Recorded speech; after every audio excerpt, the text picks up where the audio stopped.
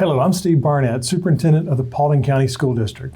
Last year, the Georgia General Assembly passed and Governor Kemp signed House Bill 581, which impacts property taxes for cities, counties, and school districts. The bill created a statewide floating homestead exemption that limits how much homestead property tax assessments can increase due to inflation. The bill required a constitutional amendment which passed statewide in November 2024. The constitutional amendment did two things. First, it created a statewide floating homestead exemption that caps how much homestead values can increase annually.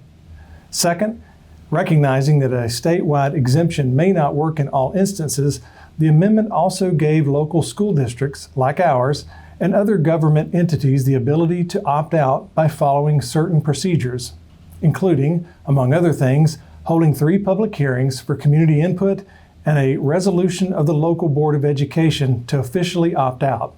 Here are a few things HB-581 and the constitutional amendment did not do. It did not remove or change existing state or local property tax exemptions, including our current homestead exemptions. Some of the required advertisement language has created confusion. To be clear, existing homestead exemptions are unaffected, even if the school district were to opt out. It did not allow for more than one opportunity to opt out. This is a one-time decision that will permanently impact the school district. It did not change the constitutional requirement for the local Board of Education to provide a publicly funded quality education for all children in the county.